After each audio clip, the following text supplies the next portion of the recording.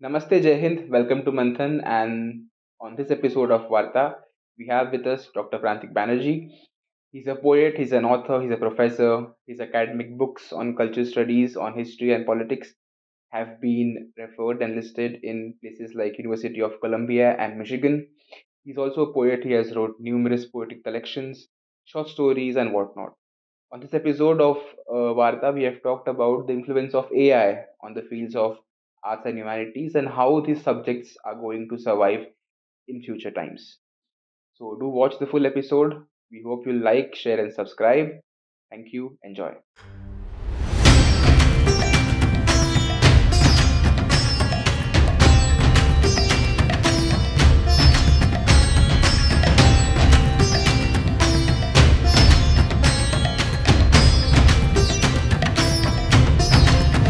For me, the arts and humanities have always been in crisis. Now, think about what Byju's, how Byju's imploded. First, they exploded on the scene like a big dhamaka, right? They came onto the scene with a big bang, and then how quickly it ended all in a whimper. A group of nearly 3,000 researchers. 3,000 researchers, teachers, students, scholars, and also farmers, Adivasis, and tribals in doing what? In India right now, I don't think digital humanities has developed. We still cannot give to our young learners the kind of skilling or the kind of baseline knowledge that they need. Namaste, Jai Hind. Welcome to Manthan. And after the response that we got with the latest podcast with Dr. Prantik Banerjee, and on the audience demand, we again have Sir with us on the podcast. So, sir, thank you for coming again. Thank you for inviting to your place again. How are you? I'm good. I'm good. How are you after the last podcast we did? It's had a fantastic, Yeah. reception, and I'm glad for you guys. I'm glad for Manthan. And we had a good Yeah. Vaarta, or rather a good Amrit Manthan, Good Amrit Manthan. isn't it? Yeah. Yes. So today we are going to talk about a very important topic. This is an age where there is a rapid technological advancement happening all around us, and today we are going to talk about the AI and the future of humanities and arts, as you said. So my direct question is is the field of arts and humanities, is it in crisis due to the influence of AI? Okay. Yeah, you can say that, arts and humanities are in crisis today. But then, I would also kind of qualify what you just said, that are the arts and humanities in crisis?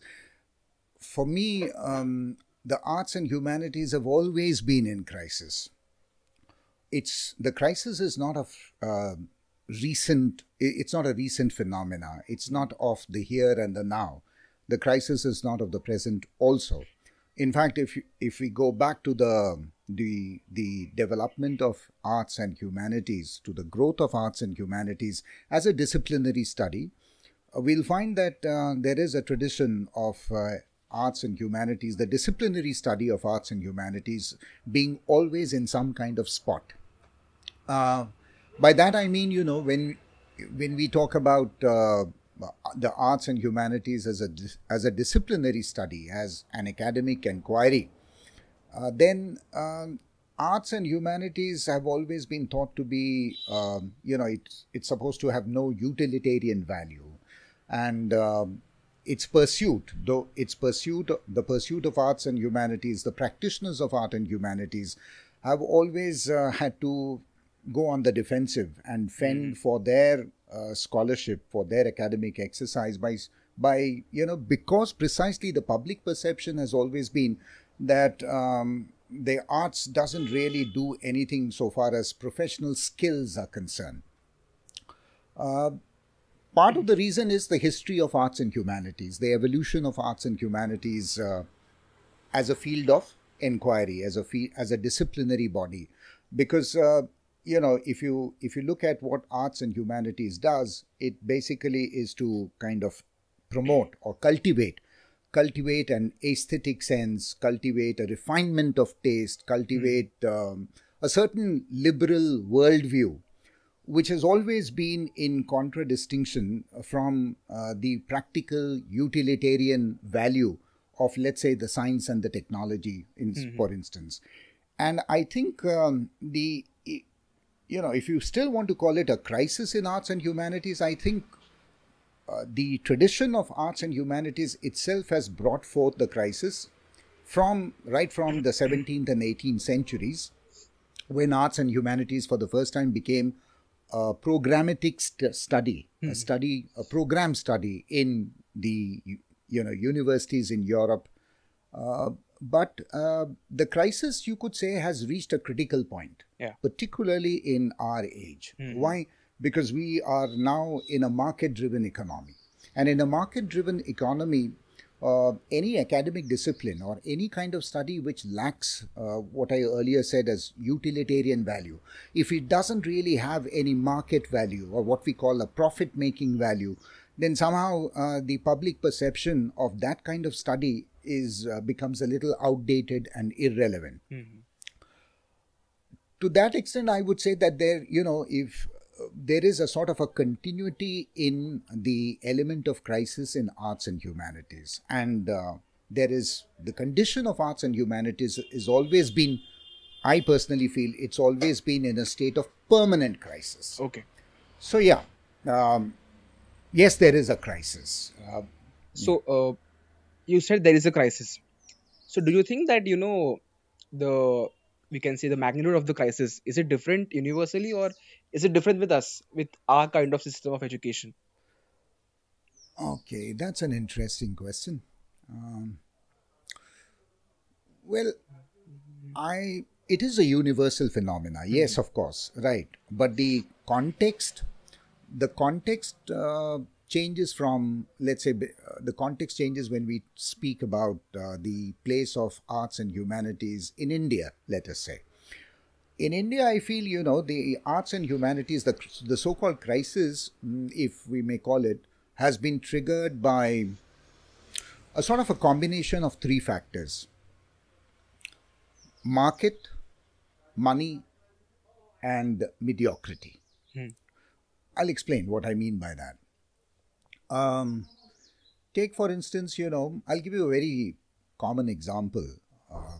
Until even the 1990s, whenever I used to go to Kolkata, particularly to College Street, which is very famous for its second-hand booksellers, right? It's basically a pavement market, and most of the books that are on sale are second-hand.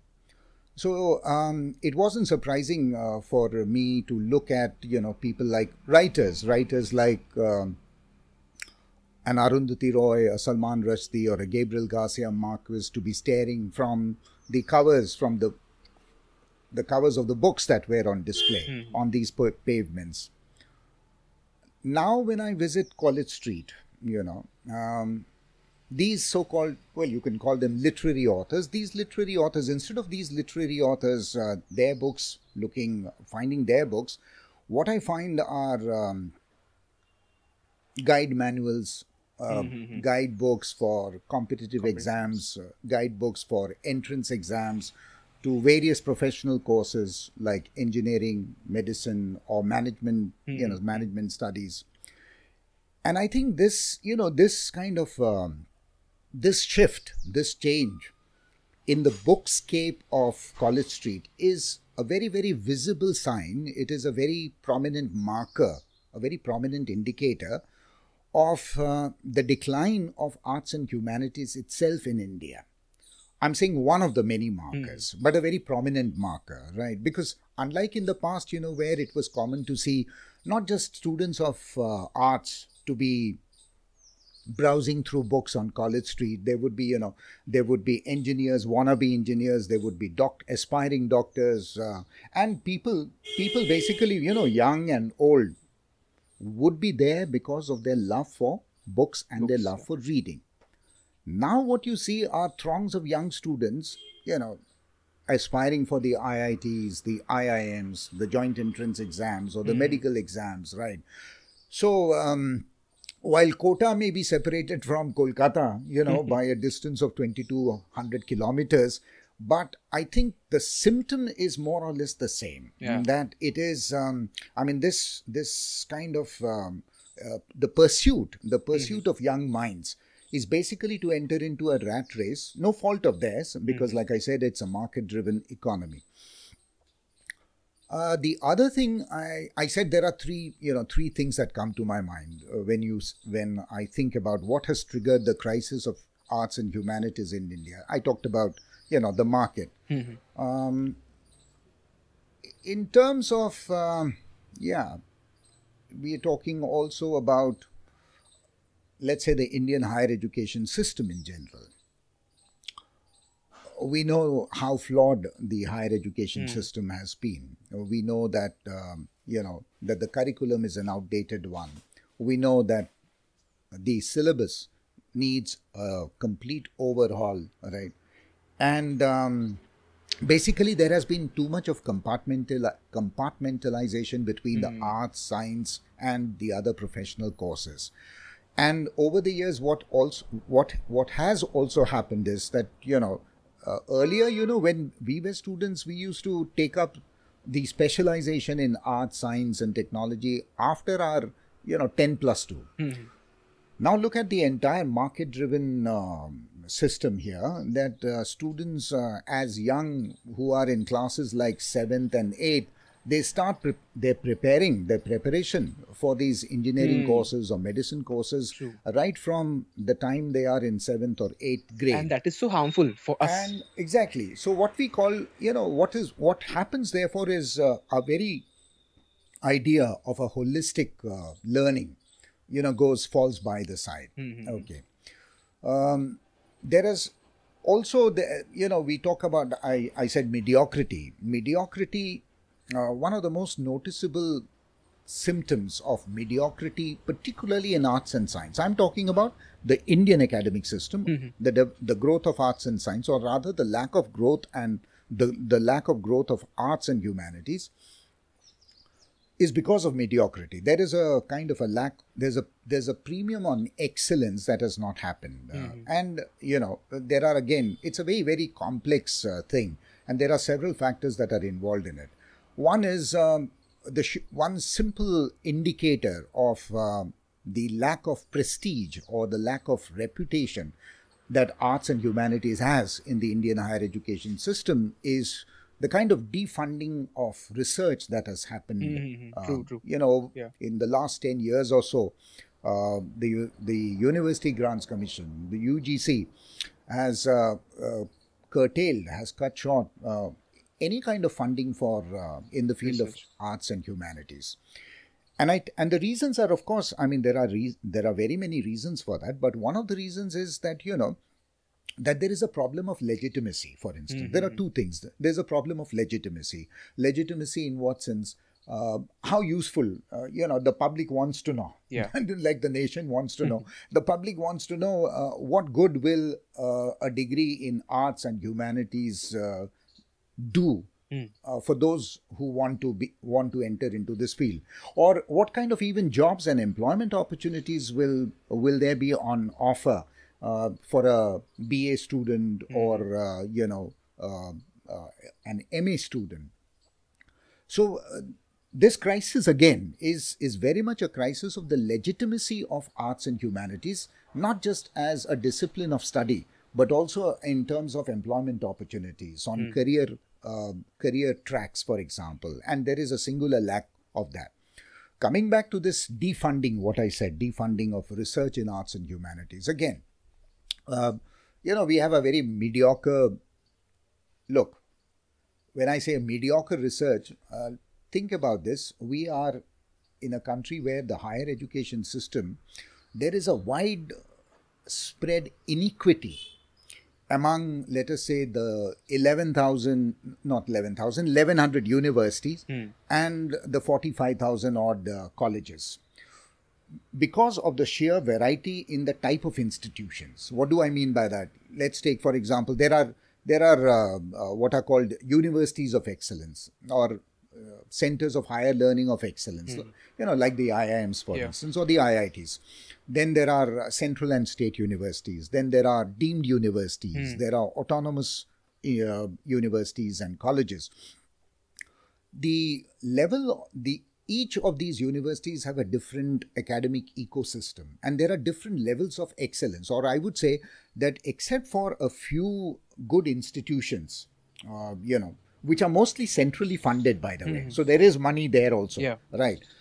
So except for the central universities where there is no lack of government funding, the quality of work, the quality of research, particularly in arts and humanities, is absolutely woe begone. Why? Because somebody start doing research in arts and humanities, the result or the outcome of that research is in no way relevant or useful to things that are happening around us. Yeah, it is not relevant to the contemporary times around us. Yeah. It does no good to society. I mean, there is an absolute disconnect between what, let us say, a social researcher, a researcher in the field of sociology or a political science, or a PhD scholar in literature, analyzing the works of a particular author or a cultural trend.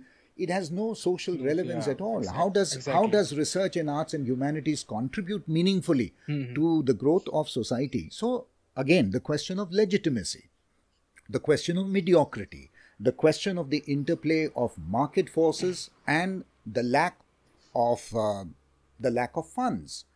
One more point, and I think this is again very crucial. I did talk about, I said, there is a lack of legitimacy and there is a lack of prestige and reputation in the study of arts and humanities. Back in school, the kind of things, both peer pressure, parental expectations. Somebody as a young learner, if you are in school, the minute you are in 8th and 9th, you are prodded and coaxed into going for professional courses, obviously because that has more lucrative career pathways. But then also, look at the state of higher education. I'm talking of employment. We are looking at what there is a survey, there is an annual survey, which again gives you a very good indication of this. It's called the All India Higher Education Survey, IASHE, right? Now, as per IASHE 2022, the last survey, the results of the last survey, it shows that nearly, there are 1.3 lakh teachers of humanities spread across who are doing their jobs in all these different types of colleges and universities. You know what they are called? They're called, most of these people, teachers rather, have been offered what? Short-term tenure positions. In fact, they are called, and I feel very insultingly, very disparagingly, they are called clock hour basis teachers. Yeah. Right. What do they get? A pittance. And there is very little support for this one. We're talking of not 20,000 or 30,000. We're talking about 1.3 lakh humanities teachers alone, all across India. What do they get? And they are getting a pittance, which is almost like a survival dole. So how will you attract the best minds and the best talent when there is absolutely no security, no career prospects? So this sort of, the reason why arts and humanities are in the muck, these two streams are in deep shit. And the surprising thing is, then nobody is looking at the elephant that is already in the room. Not our policymakers, not UGC, not the governments, nor university bosses, nor college administrators. So do you think that, we are somewhere lacking behind in the research process? Like you said, researchers from arts and humanities are not doing some contemporary research. They're always, analyzing some books, authors, which do not contribute to us as a society. So do you think that we are lacking somewhere in the process we adapt for research? Look, there is plenty of research happening, but so far as quality is concerned, no. These have become, our universities have become research factories, really. So far as science and technology is concerned, the concept of research is taking, is taking forward the results from the lab to the land. So this lab to land thing is something that arts and social sciences have never had. And even the kind of field work or empirical studies that is happening in social science studies or humanities, for that matter, has very little relevance. It doesn't affect, it isn't usefully productive in any sense. So what is my personal opinion? What I think is, a person from Arts and Humanities does research, so that the coming scholars would give reference from his work to their works. Yeah. That is the only limitations we are working on. That explains the mediocrity Yeah. also that has crept in to teachers as researchers also, because ultimately nobody is doing any kind of socially relevant research. So we talk about AI, but do you think that AI will be helpful in the teaching process in the future and in the present? Because what I think is somewhere, it takes away the complete credit and the qualities of a teacher to a monitor or a screen. Okay. You're asking about AI and the role of teachers. Will it Yeah. affect the role of teachers? Will it affect or will it contribute? So Okay. that is the alright, question. Okay. Contribute, affect positively or negatively? That's what Yeah. you're saying, no? I've always envied Alexander the Great. Mhm. Why? Because he had a tutor like Aristotle. Yeah. Practically, Aristotle was the kind of genius who knew practically everything that was there to know in his times. But that alone didn't make Aristotle a great teacher for Alexander the Great. He became a great teacher because he exactly knew. He knew everything there was to know, of course, but he also knew how to, customize. He Yeah. knew which ideas would find favor with Alexander. What was Alexander's, if I can put it, what was Alexander's learning style, or what things did Alexander know and not know? In a sense, what I'm trying to suggest is that it was, Alexander's command, or rather, he had the world at his command. He had the world at his command through his tutor, Yeah. Aristotle.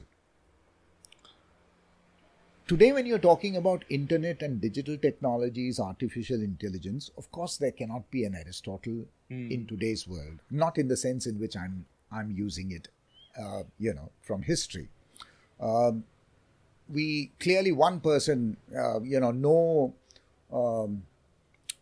scholar, no brilliant scientist, no scholarly engineer, or no historian can ever know everything that is there to be known, Yeah. isn't it? So in that sense, clearly Aristotle's the role of Aristotle in today's world would be an impossible one to achieve. But then I want you to think or imagine for a minute, if we had an upgraded version of Aristotle, meaning something that I could, something like AI Aristotle.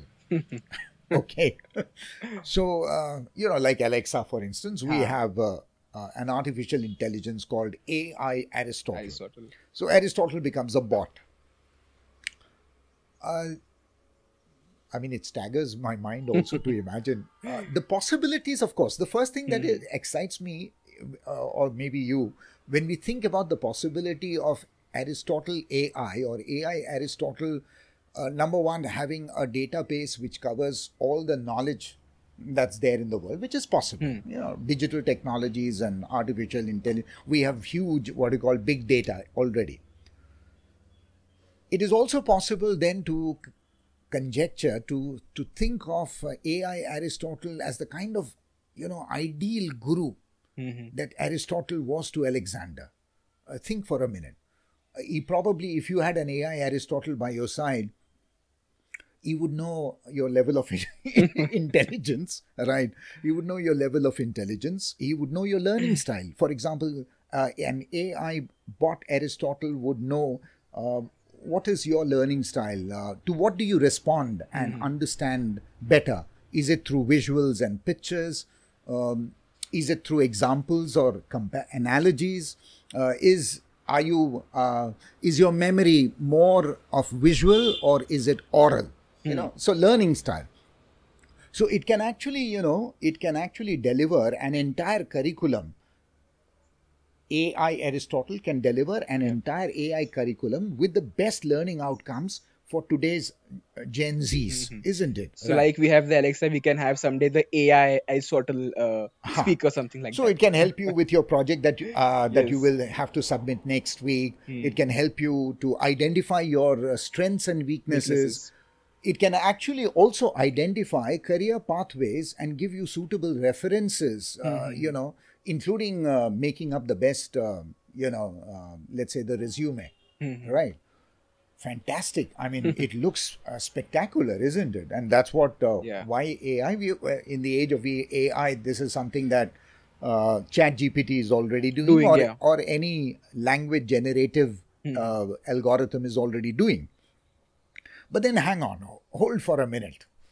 This wonderful magic wand that Aristotle AI seems to have gives us a glorious utopian picture where, where everyone becomes Alexander the Great. Right, because everyone has an Aristotle by his side. Yeah.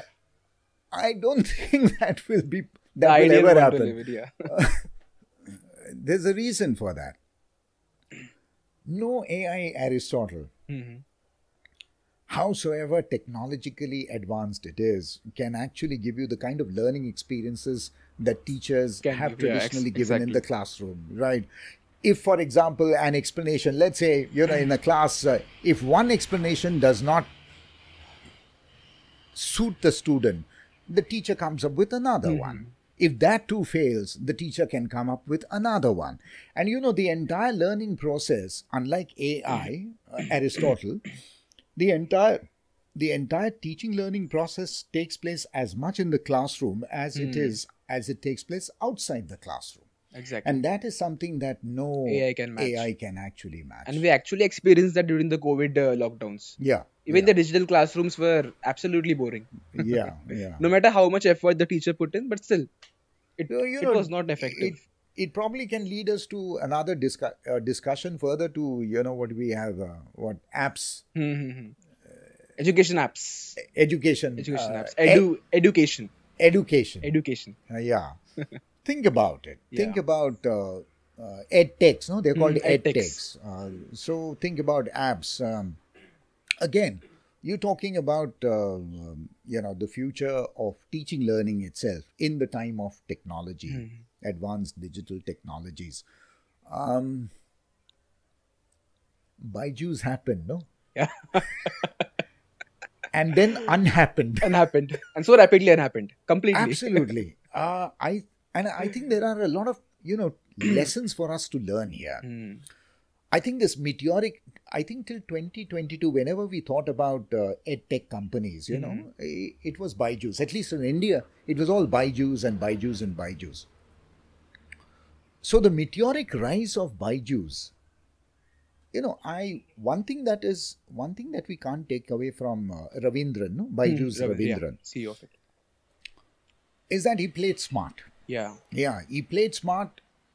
He played smart. Why? Because the quality of education itself in India was poor. He filled the vacuum of absolutely, the state. Exactly. So this what he started out, when was this? In 2016, 17? Yeah, 2017.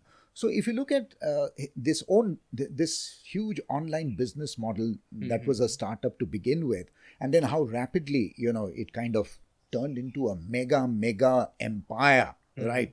Crossing borders, going doing well, not just in India, but even abroad. Middle East, for example, there's a sizable diasporic Indian population or South Asian population, and everybody wanted to get into Byju's. Within my own family, I mean, Byju's was pitching even to toddlers who had barely, left their diapers, isn't it? That there is a course for them as well.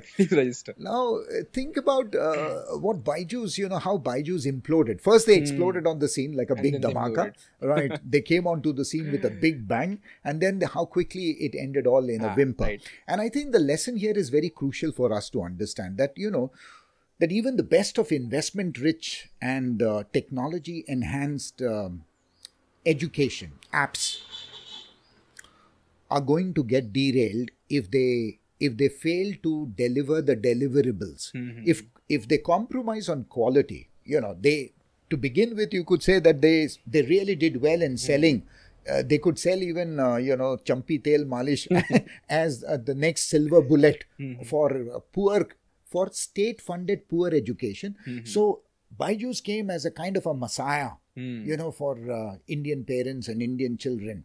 And what they did was not just market and edtech, but actually construct a parallel education system, yeah. isn't it? Now, there are two ways.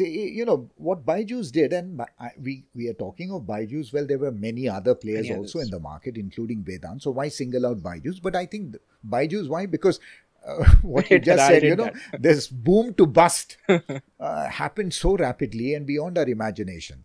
But then there was one thing. I talked about the legitimacy of arts and humanities.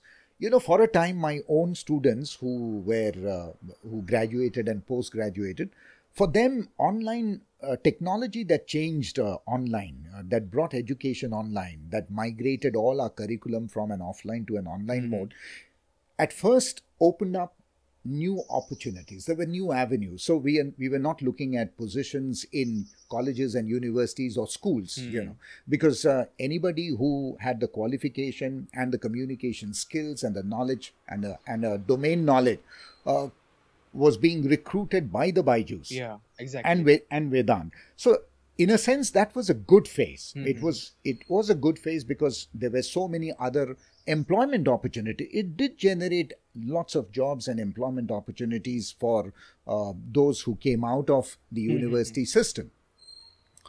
The problem was that the problem became when there was too much greed. Yeah. And I think the whole thing, collapsed. When the education changed into a complete business, I think that is the collapse point. So the business model, if you're taking something like education and turning it into only a profit-making enterprise, then those kind of mercenary motives are going to, scale down, not scale up, but scale down. So, we find ourselves in 2022 when Byju's collapsed and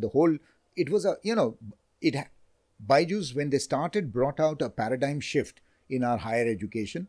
When they nosedived and crash landed, they also created a kind of a seismic tremor within our education system. And I think in this trajectory of a business model that failed, which had great potential, great opportunities, both in terms of what they were doing, using technology and learning together, integrating technology through learning, mediating learning through technology, excellent. But then it also opened up, as I said, jobs and career opportunities. But then, you see, the problem with university, especially with arts and humanities, or for that matter, any university graduate, is that once you complete your education, you headbutt. You headbutt into a system, into a decrepit university culture. Yeah. And also this rule-bound, stonewalling bureaucratic machinery that does not support. Right. And even if you want to do some vague research, the system won't support you for doing that. Research cannot be vague. Even if it is a field-based, outcome-based, socially relevant research. Like I said, there is no funding to support unless you are in universities like Ashok University. I think relevance is the most important point when it comes to research. Right. So moving on, NEP 2020 was introduced, and it was a very, people have different kind of opinions about it. It's a very extensive document that they released. I personally have gone through the document. It has a very strong focus on liberal arts. And you are a teacher of liberal arts. So please explain why this is the focus on liberal arts and what outcome will it deliver when the focus finally comes to liberal arts as a proper subject. I'm glad you asked this question because, this is again a question that has been bothering me for quite some time. Ever since NEP, yes, when it came out in 2020, the National Education Policy, it seemed like a game changer. Yeah. And it does, it holds a lot of potential. It holds a lot of promises. Some of them have already fructified. But I still have some reservations about its implementation, but we don't want to go into that. I'm saying, you see,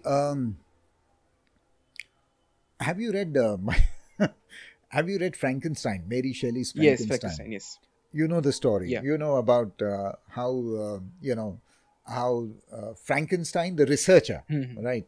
Incidentally, many people mistake the monster to be The Frankenstein. yes. But no, No. Frankenstein is the name of the researcher, the Researcher who scholar. creates the Yeah, yeah. yeah. So he's the guy who kind of who does research Hmm. and kind of animates, learns the art of animating dead, patching up the organs of dead corpses and animating them, infusing them with life. But then we know the story that how after creating what he wanted to create. I mean, he was appalled at the kind of monster, the freak monster that he had created, and he abandoned. He deserted. Yes.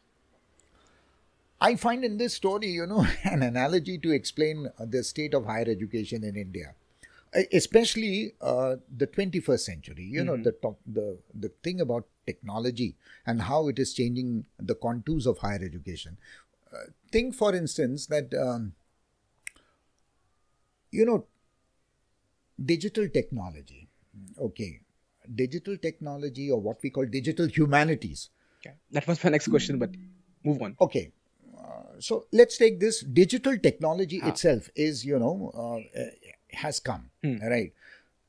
And the intersection between technology and humanities and social sciences is now a reality. Okay. We can no longer afford to be like Frankenstein. Yes.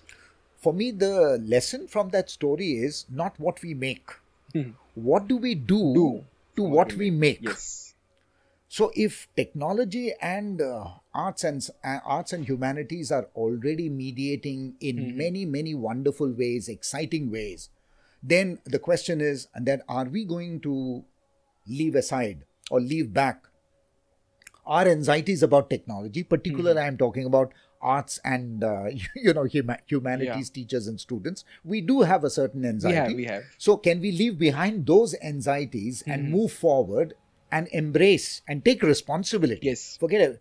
Take responsibility for what is already our reality. Can we take responsibility, unlike Frankenstein, for what is already what we have created? Yes, right. So, your next question. Yes. Next question. You talked about digital humanities. DH is the modern term for it. What is it? I mean, I don't know much about it. The basic thing I know is that now we have many references, textual research things available in a digital format. That is what I know. So please break down what is DH in modern terms. Let me start by giving you the name that comes to my mind is that of a mathematician, Manjul Bhargav. Manjul Bhargav, have you heard his name? Yes, yeah. Manjul Bhargav is an Indian-born American mathematician. He won the Fields Medal somewhere in 2000. That's the highest award, much It's like mathematics, the yes. Nobel Prize, isn't it? But this is for mathematics, the Mathematics. Fields Medal. So he probably got it in 2010. What is interesting, I remember him being interviewed, right, after he won the Fields Medal. And he was asked that, how did he, from where did he get this interest in maths? You know what he said? From his interest in classical music, Indian classical music. Acha. Ha. Okay. And he said, that there is a very, very close affinity between mathematics and Indian classical music because the patterns. Okay. I don't have the language to describe it, so clearly mathematical. But he says that the permutations or the patterns that we do in algebra or trigonometry or whatever I remember is the same as the notations of our ragas. Okay, fine. And so he was, when the interviewer asked him a further question, he said, so what do you think about 21st century learning should be? And that is what is I find very interesting what he says. He said that he believes that the way forward for to develop 21st learning is in contradisciplinarity, or rather in crossing the boundaries of various disciplines. He said that we must envisage an education system, and he was talking about higher education. We must envisage a higher education system where we do not compartmentalize knowledge, where we do not bracket, we do not push knowledge in independent silos. Rather, we break boundaries. And he said that the need of the hour for all graduates is to have programs and courses where somebody is taking a history with biology, Yes. with physics and philosophy, mathematics and literature, music and archaeology, disciplinary. Now comes, let me come to that question about DH, what you said, digital humanities. Think for a minute, again, I'll give you an example from research, right? Professor Ganesh Devi is a world famous, is a renowned linguist and researcher and writer. His project, which is called People's Linguistic Survey of India. Okay, interesting. What he has been doing, he's been spearheading, he's been leading a group of nearly 3,000 researchers. 3,000 researchers, teachers, students, scholars, and also farmers, Adivasis and tribals in doing what? In mapping in mapping all those languages that are becoming extinct. Okay. Preservation of languages. Mainly. Yes. So, he has identified, I think, some 700, he has already saved, I would say, some 700 languages. 700? 700 languages, or the number could be even more. I don't exactly remember. But 700 languages where the number of language users of each of those 700 languages were less than 5,000 or less than, in our government listing of languages, we have 122, no? Yeah, mainstream ones. Mainstream, yeah. So recognized, the list of recognized languages go up to only 122. Yeah, exactly. What he is interested is in mapping all the other languages, those languages meaning including dialects, dialects of minorities, marginalized communities, Adivasis, etc. That if we do not, if this research didn't happen, then probably there would have been no trace in the linguistic and cultural history of India, and that would be such a sad thing. This is the exact kind of research that we need in today's time. So where does technology come into play? Now here is something that it's not what he is doing, but I'm saying here is the application of technology, and I want to give you this example as an example of technology-driven research in linguistics and humanities. Take, for example, what technology can do for that kind of a project, both in terms of speed, in terms of range, in terms of scope. Those 700, languages or dialects, some of them that do not have oral, even scripts. They are oral, but they do not have scripts, right? Yes. How easily digital technologies can preserve, can store, can preserve, can archive it, and then disseminate it. Yes. Yeah.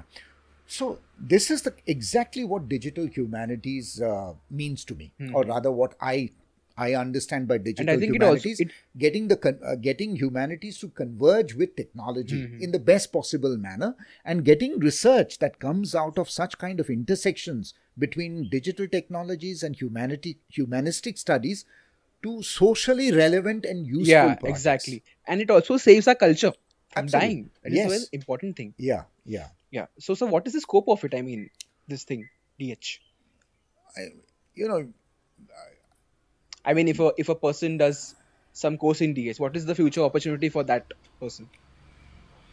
Honestly, to give you an honest answer, in India right now, I don't think digital humanities has developed. We still cannot give to our young learners the kind of skilling or the kind of baseline knowledge that they need. There are some centers that have opened that are offering digital humanities, and mostly, again, mind you, these are all centrally funded universities. But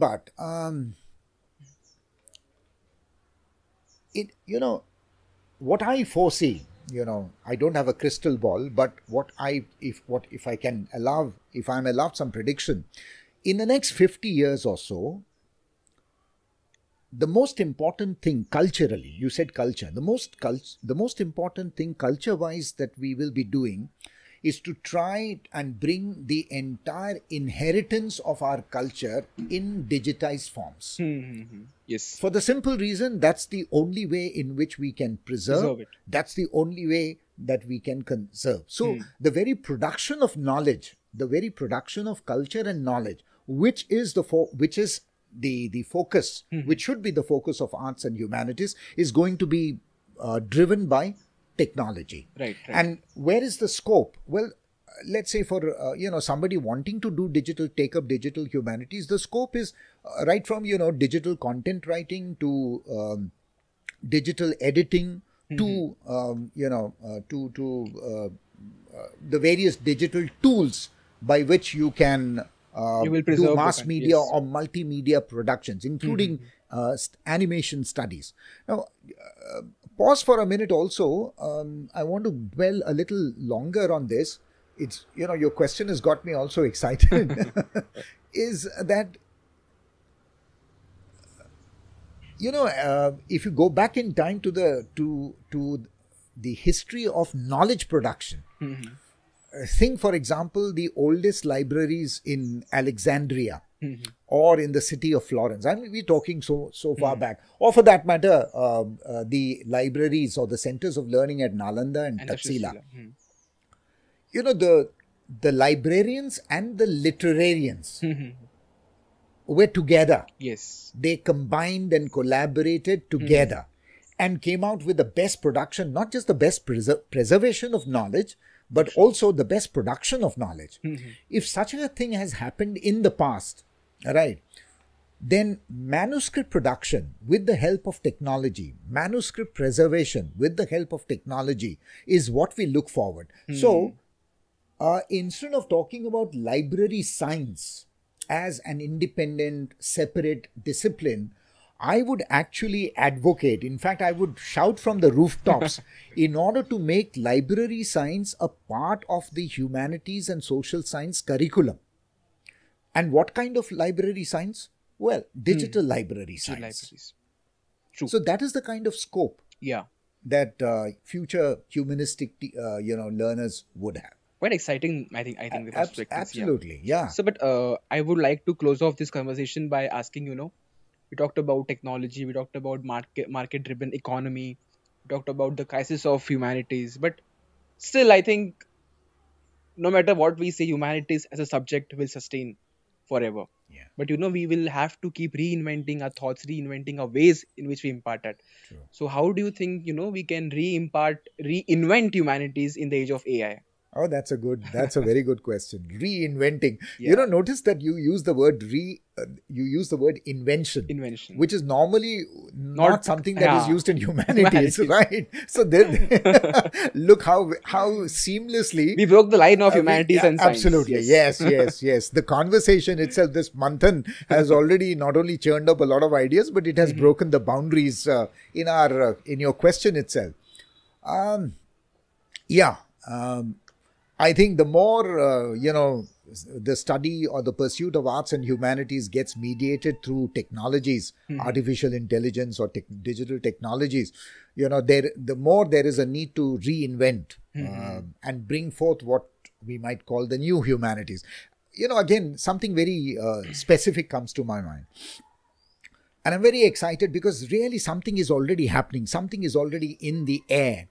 Because there is already, even in India, not just the best of universities like the Ivy League universities, Harvard, Stanford, etc. I'm talking about even in certain universities in India, this convergence of disciplines is already happening. Yeah.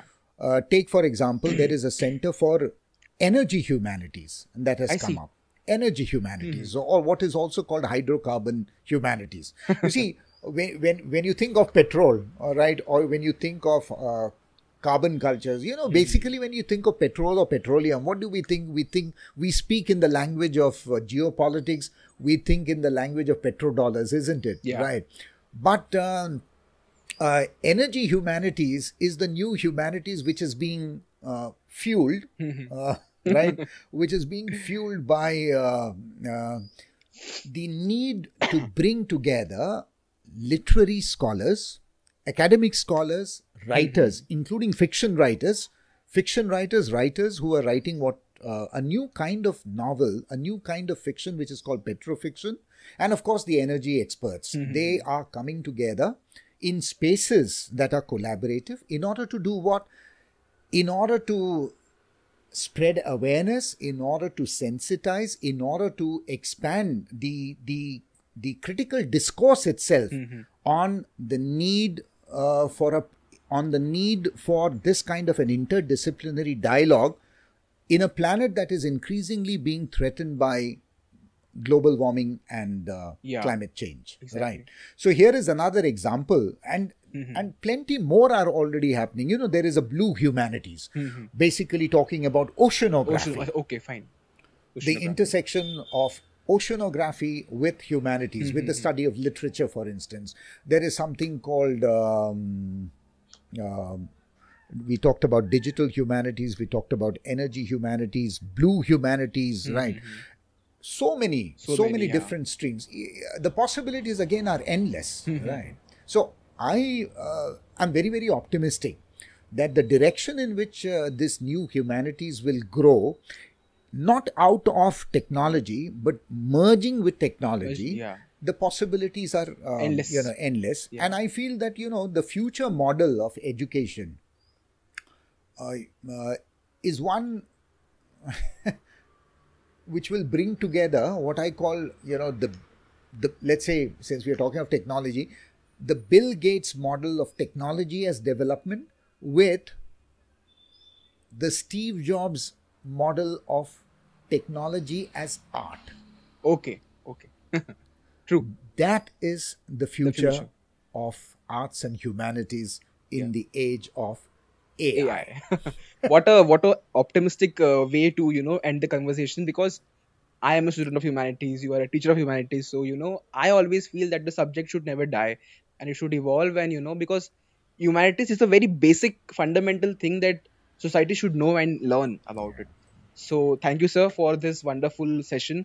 Very topic based and very clear cut to the point. So how was your experience this time around? Fantastic. Thanks for giving me a chance to articulate these things that have been on my mind, and your questions were equally thought-provoking.